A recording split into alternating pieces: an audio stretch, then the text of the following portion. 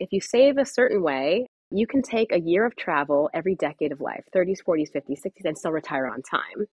The first time I heard of it, I was like, yes, yes, I like that.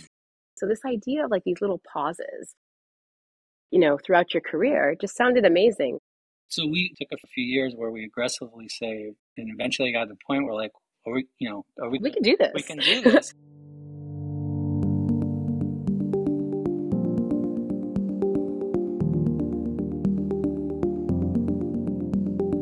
Welcome to the Quit Work podcast, 15-minute conversations with people who have quit their job and gone their own way.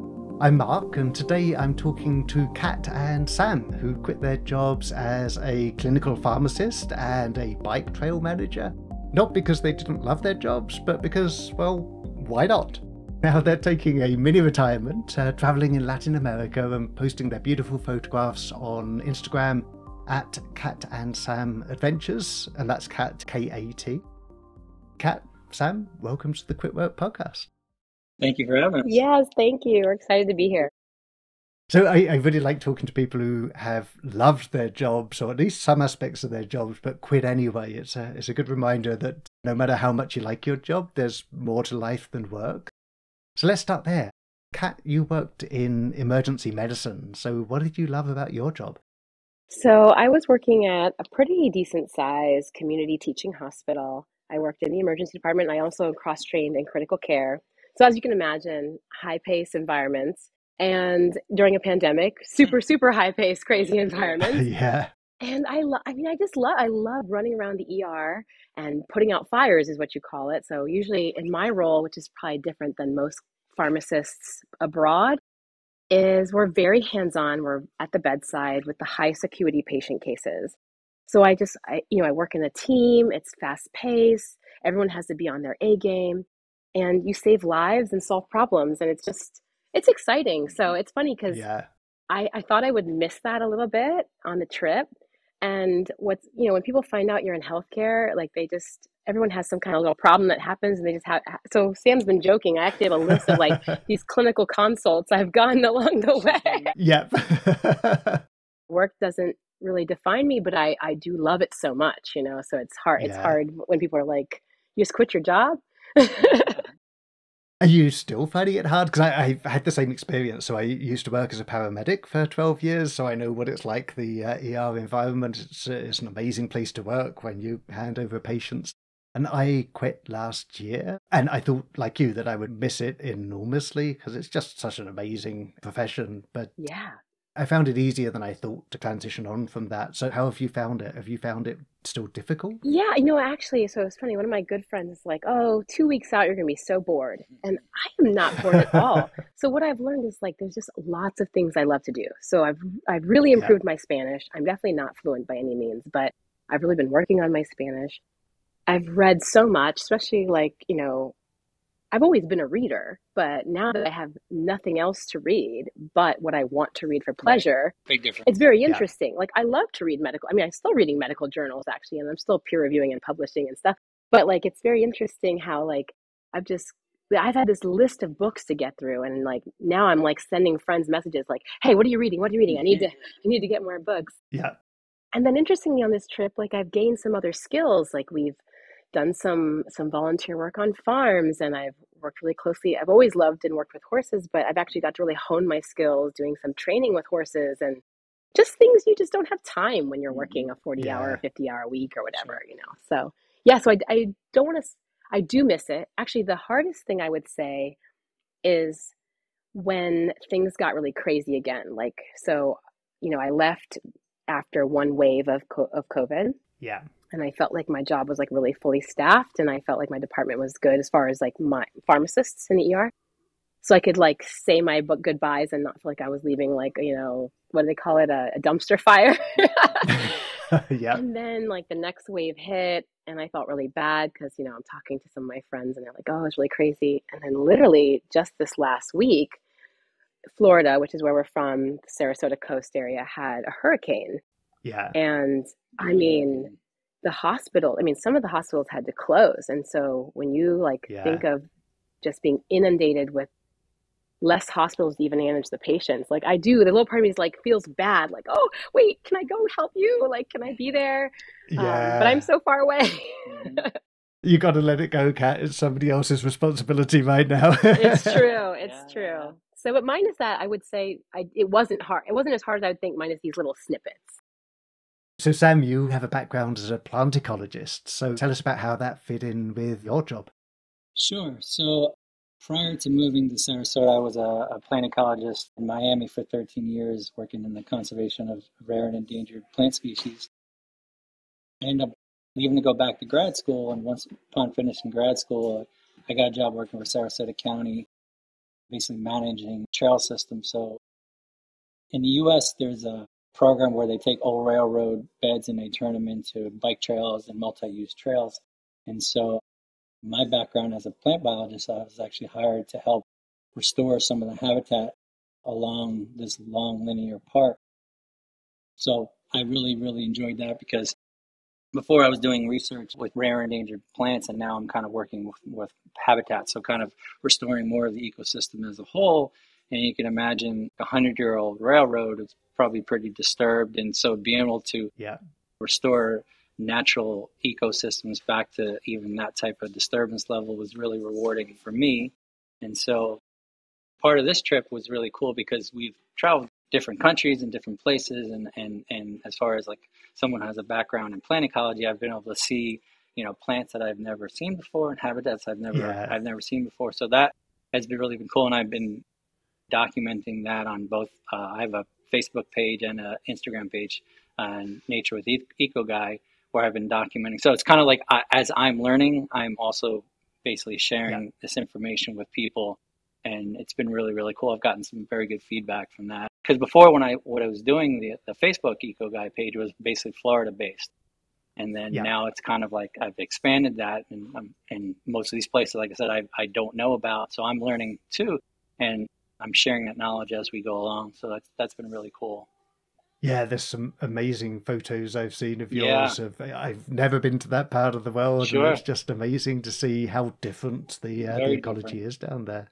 And I Yeah. think part of like our plan as far as the slow travel is like we really haven't had that much of a plan. So we Yeah. haven't done a lot of research going into these places. So when we, went to like Northwest Argentina, we had no idea how very similar it is to like the Southwest of the United States. You have these deserts and it was just really cool because like I said, we had no expectations going in. So it was almost like our minds were blown even more by just not even knowing where we were going Yeah. to. So that was Yeah. really, really cool. So I'd be remiss if I didn't ask you about aspects of your jobs that you maybe loved a little less. So, Sam, can you talk about some of the frustrations you might have had with your work on the bike trail? Sure, sure. So as you can imagine, there's a lot of people that use the bike trail. So as I was saying, I came from a background of a research scientist where my communication with people was in communicating science and giving presentations and outreach programs. And so I didn't really have to deal with the demands of people that are, Yeah. utilizing a resource. And so even though I enjoy talking to people, I like talking to people, I guess the aspect of it that I didn't like was kind of responding to some of these demands that was taking away from the natural aspect of my job. So I kind of look at it as like, yes, I have someone who pays me to do a job, but I in my mind I work for the environment. I try to every Aw. decision that I make, I try to do what's best for the plants and the animals that and in turn I'm improving these areas that people can see so that actually Yeah. makes them proponents, it makes them stewards, so in indirect way, it's benefiting them too. But I think the part of it that took away from that the job, what was actually interesting during the pandemic was that we were separated from our coworkers, but I was actually able to do more work during the pandemic because I didn't have as many demands as I normally did. So it was actually kind of fun and interesting for me in that aspect of it.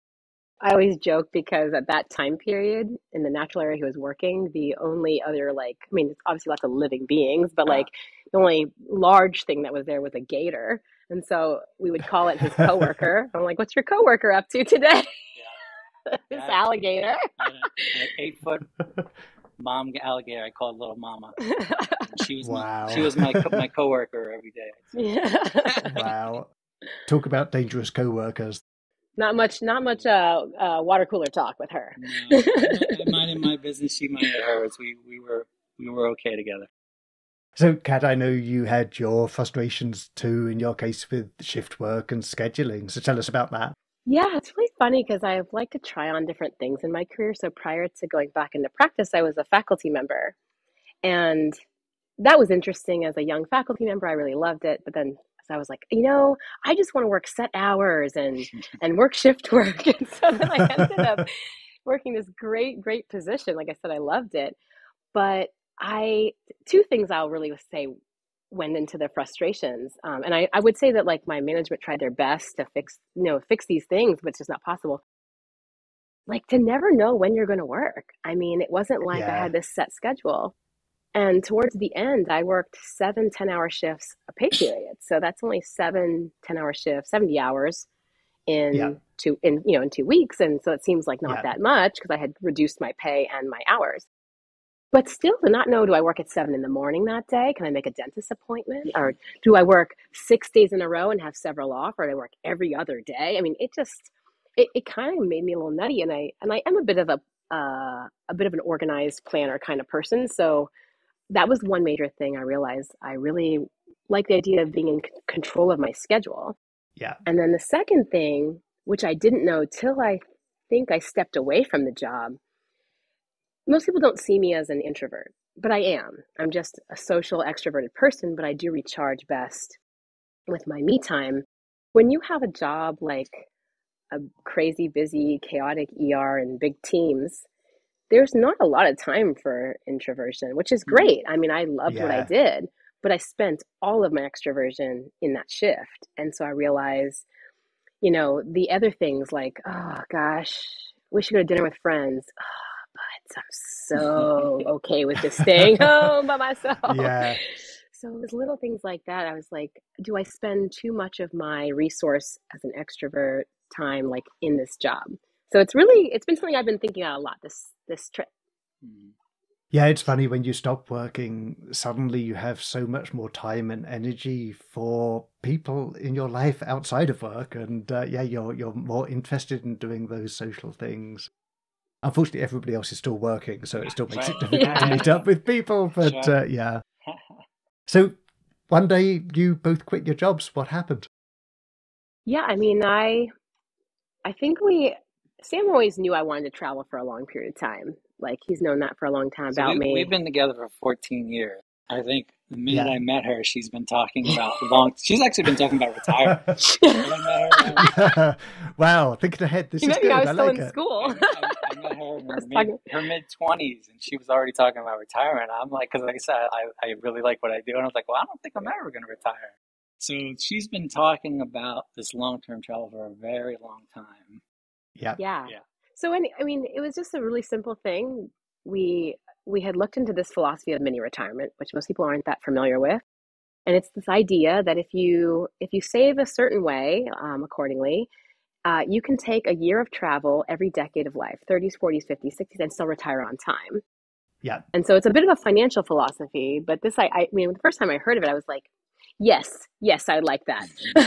Absolutely. Because I don't want to just retire. I don't want to like work like a dog and then retire early and then maybe still be kind of, arthritic or who knows what's going on at that time. So this idea of like these little pauses, throughout your career just sounded amazing. So we saved and we were like, let's see how this works. Yeah, it was funny because like during the pandemic, we actually were able to save a good amount of money because we didn't realize like we weren't going out. We didn't think we went out a lot, but apparently we did. And then when you go out for dinner, sometimes you order a drink, and those drinks add up. So without us tipping going out, and all that. So we were like, wow, we saved. So we took a few years where we aggressively saved.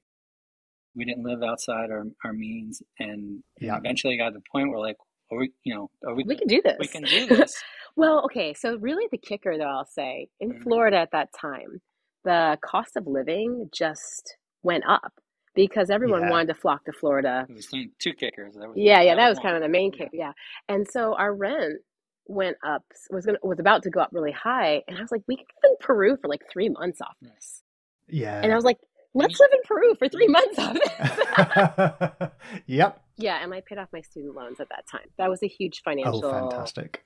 that was a Yeah. huge financial metric that allowed this to be possible for sure. Yeah, I can't Yeah. forget that. Yeah, and as far as quitting, I actually gave, instead of a 2 week notice, I actually gave a 2 month notice. So Yeah. my department was kind of going through a transition. We lost one person before me. My supervisor was on maternity leave, and I was kind of taking on her responsibilities, and I didn't want to just get up and go. So I kind of wanted some overlap for when she was coming back and for when I was Yeah. leaving. So I gave it, and a lot of people say, like, don't give more than 2 weeks because, like, you may be treated differently at work, but pretty much We're every, professionals, so I feel like, yeah. so, Yeah. even like, my boss's boss, pretty much everybody that I met that I told, what we were doing was very supportive. They were jealous, like, Yeah. this is like a Of life course. dream of everybody would love to quit their job and go. And so, towards the end, I actually was getting kind of stressed out because there was things I wanted to finish. You wanted to finish, yeah, I remember that. I wanted to I finish. was like, it's okay, honey. I wanted to finish and I wanted to do, and I was like, so eventually I got to the point where I was like, well, we're going. Yeah. Yeah. It was really funny Yeah. for me because, until we knew it was for sure, I didn't really Yeah. tell anybody because Yeah, I'm that person. I don't really Yeah. tell anybody till I know it's for sure. And at that Yeah. time, so we train residents at our hospital, and so there was one that like wanted to stay on. And he's like, but there's no positions. We're already full. I'm like, you never know who may leave. You just never know. Like, and Yep. then one of my other good coworkers was working nights, and she wanted to go to days. I was like, and she's like, there's never going to be a position. Everyone's on day shift, likes a day shift. Like, you just never know. You just really have to hang in there. I felt Yeah, so bad indeed. keeping the secret, but I was like, Yeah, 'cause you she never kept know. it longer than, I guess you kept it for a while. Yeah. Yeah, I mean, I still gave like a professional month because I mean, again, like Yeah. I think if you hate your job, that's different. You just want to like drop the mic and say, screw all you on leave. But we're professionals. We liked our Yeah. jobs and we I wanted mean, to we make really things. loved who we worked with. Yeah, we love our team. Mhm. You mentioned those people who are envious of your going and traveling. I think a lot of people dream of doing this kind of thing, Right. but so few people actually make their dream a reality. Right. But why do you think that is? And how did you find the courage to kind of take that step? Yeah, I think a lot of that is really financial. Yeah. So we're going on now 10 months of this trip, and in the whole time we've traveled, we've only met one other couple from the United States that was doing this, but we met a lot of Europeans. Lots of Europeans. In Yeah. the United States, so many people are saddled with debt, whether it comes from, their mortgage or bills, Student loans. Again, Kat was able to do this. We're able to do this because she was finally able to pay off her student loans. In Europe, a lot of countries have, free education, free healthcare. And so they're not as saddled as, say some of the people in the United States. And I think because I mentioned before that we didn't live outside our means. We're not spending more than we're Yeah, we live making. pretty minimally in general. Yeah. We adopted like a minimalist lifestyle years ago. And unfortunately, the culture in the United States is to consume, to have more, and I think a lot of that limits people from kind of doing. That's one aspect of it. Obviously, it's kind of scary to give up a job, to give up security. Yeah. My mother was like, Yeah. you can't leave your job. Like, what are you doing? Like, Yep, in her age, absolutely. like, you don't leave a job. You stay there for 30, 40 years. You're secure. And Yeah. so I think part of that, I think, the younger generation of young people coming up probably look at work a little differently. It's not really, the whole aspect of their life. They try to have a work-life balance.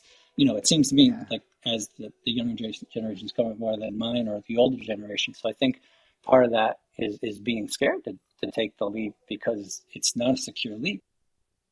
But I looked at it as I was mentioning with my career. It's like I'm just expanding my knowledge. Like, yeah, I'm not technically working, but I'm expanding my knowledge. I'm learning new things. I'm literally kind of collaborating. I'm contacting people that are experts in the area, asking them about certain things, and so that's been a really cool part of it. Is where I think I'm going to be better at whatever job that I do because I'm going to have more of a worldly knowledge of my field. But I think financial. I think security. being afraid to kind of take the leap is what keeps people from doing it. So what's next for the two of you? You mentioned before we started recording that you've actually been, while you've been on your travels, you've been scoping out places where you might want to stay longer term. So tell me about that and tell me what happens when you get home. Yeah, so I think, I have known since I was young, and I can't say, if it's just from like traveling or what when I was younger, but I was like, always knew there's like this itch in me that I want to live abroad. I don't want to just like grow up in Florida, born, raised, and die in Florida. And I mean, I guess I could include parts of the US because I've actually, full disclosure, not lived outside of the US before, minus like 2 months, which doesn't really count to me.